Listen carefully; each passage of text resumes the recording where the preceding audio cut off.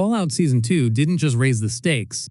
It opened a corporate folder labeled "Do Not Open," and inside was FEV, because of course it was.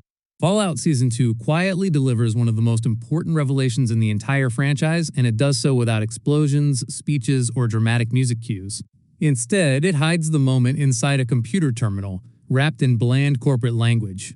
But for those paying attention, this is the point where Fallout stops being just a post-apocalyptic survival drama and fully reveals its long game. The confirmation of the Forced Evolutionary Virus, or FEV, is not a throwaway reference. It is a structural revelation that reframes everything we've seen so far and forces us to reconsider what the wasteland actually is. Before we go deeper, here's what this video is about in simple terms. This breakdown explains why the presence of FEV in Season 2 matters far more than casual viewers might think. It explores how Norm MacLean's discovery changes the understanding of Vault-Tec's true purpose, why Barb Howard's connection to FEV is disturbing even without explicit confirmation of her direct involvement, how the show stays consistent with Fallout game lore while avoiding overreach, and what all of this means for Lucy, Norm, and the future of the wasteland. By the end, the goal is simple: to show that FEV is not just another dangerous experiment,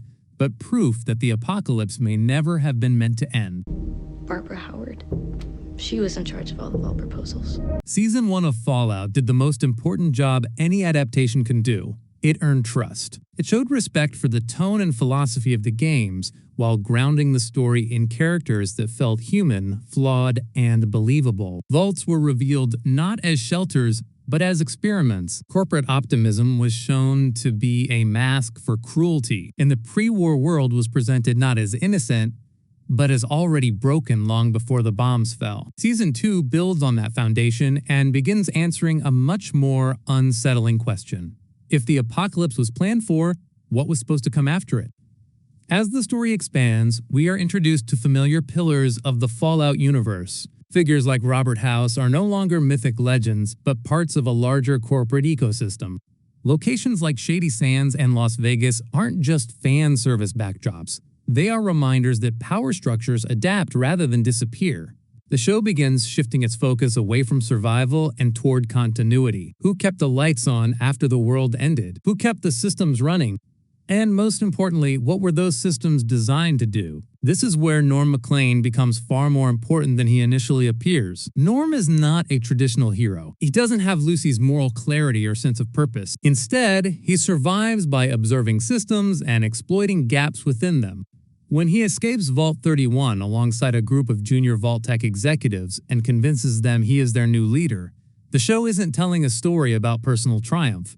It's showing how easily hierarchy recreates itself. The titles change, the faces change, but the structure remains intact. Norm's journey into the wasteland is not about emotional discovery. It's about procedural discovery. He doesn't uncover secrets because he's searching for truth. He uncovers them because he stumbles into the machinery that produces it. That's why his arrival at the abandoned Vault-Tec office building is such a pivotal moment. This isn't a place of action. It's a place of records, and in Fallout, records are often more dangerous than weapons. When Norm logs into Barb Howard's computer, the show refuses to dramatize the moment. There's no sudden shift in tone, no ominous sound cue. Instead, we get corporate euphemisms and sterile descriptions. One phrase stands out: Future Enterprise Venture. Future Enterprise Ventures? It sounds meaningless, intentionally vague, and perfectly designed to hide something horrific. When Norm confirms what the phrase actually refers to, the truth becomes unavoidable. It's FEV, the Forced Evolutionary Virus. The description attached to it is chilling in its simplicity.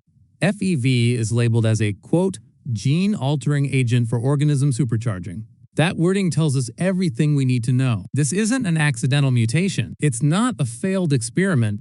It's a product description. It implies intent, design, and scalability. The show does not state that FEV is currently being deployed across the wasteland, and that distinction matters. What it does confirm is that Vault-Tec cataloged FEV, understood it, and treated it as part of its long-term assets. This aligns perfectly with Fallout lore. In the games, FEV is responsible for some of the most iconic horrors in the franchise, including super mutants and deathclaws. It is not radiation gone wrong. It is evolution forced into a direction chosen by human arrogance. Depending on how it is administered and to whom, FEV can increase strength, intelligence, and resilience, often at the cost of individuality and empathy. It creates beings that can survive the wasteland but may no longer belong in human society. What the Fallout TV show does differently is restraint. It doesn't rush to show vats of glowing green liquid or mass transformations. Instead, it confirms something far more dangerous. FEV existed within Vault-Tec's ecosystem. It was documented, archived, and preserved, and anything that survives bureaucratically is far harder to destroy than a physical lab. This is where Barb Howard's role becomes deeply unsettling. The show does not explicitly confirm that Barb personally oversaw FEV trials or directed its deployment. What it does confirm is access. Barb was a high-ranking Vault-Tec executive with visibility into experimental programs and long-term planning. The fact that FEV records were stored on her terminal strongly suggests she was aware of its existence and significance. In Fallout, awareness is often more damning than direct action. Barb does not need to be portrayed as a mad scientist to be complicit. Fallout has never been about obvious villains. It's about professionals doing their jobs while rationalizing the consequences. Barb's moments of hesitation do not absolve her. They highlight the internal conflict of someone who understands the cost of her work and continues anyway. Systems like Vault-Tec are not stopped by guilt. They are slowed by it, at best. Understanding Vault-Tec's true purpose is key to understanding why FEV fits so naturally into the story. The Vault experiments were never random acts of cruelty. Each Vault tested a variable: isolation, authority, scarcity, social engineering, mind control. The goal was not to preserve humanity as it existed before the war. The goal was to determine which version of humanity could function after collapse. FEV represents the logical endpoint of that thinking. If humans are flawed, then change them. If society fails, replace it. Season 2 also introduces deathclaws into the equation, particularly around the Las Vegas Vault-Tec building. It's tempting to interpret this as proof of direct control or active deployment, but Fallout lore demands caution. Deathclaws are not always under command. They are often remnants of past experimentation left to roam freely. Their presence alone does not confirm that Vault-Tec is actively controlling them in the present timeline. However, their existence still matters. Deathclaws do not occur naturally. They are the result of deliberate experimentation, often tied back to FEV research. Whether they are being actively deployed or simply left behind as biological consequences, they are proof that the line between human intention and monstrous outcome has already been crossed. The horror is not that someone might use FEV again. It's that it has already reshaped the world once before. Lucy and Norm's stories now function as two halves of the same truth. Lucy is uncovering lies.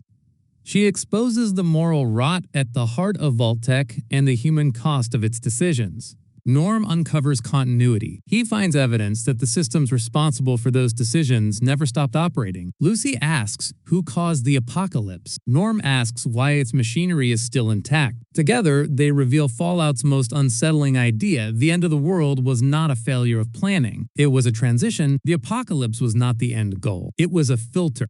The confirmation of FEV escalates the stakes without overpromising immediate catastrophe. It does not guarantee an outbreak or armies of super mutants in Season 2. What it guarantees is the existence of a dormant existential threat. FEV does not require villains to spread. It only requires neglect.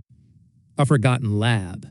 A breached vault. A system left running without oversight. In a world built on abandoned infrastructure, that is not a question of if, but when. The true horror of FEV is not body mutation. It is philosophical replacement. If Vault-Tec believed humanity could not survive its own worst instincts, then FEV was not a weapon. It was a solution, a way to engineer beings capable of surviving the wasteland without rebuilding the society that destroyed itself. That reframes the wasteland itself as a prototype rather than a failure. By confirming FEV, Fallout Season 2 does not abandon subtlety. It sharpens it. The show is not telling us what will happen. It is showing us what could happen. if the systems Vault-Tec created are allowed to persist unchecked. Lucy and Norm are not racing against a ticking bomb. They are racing against a legacy designed to outlive them. If Vault-Tec succeeded even partially, then the wasteland is not simply the aftermath of humanity's fall. It is the early draft of what was meant to replace it.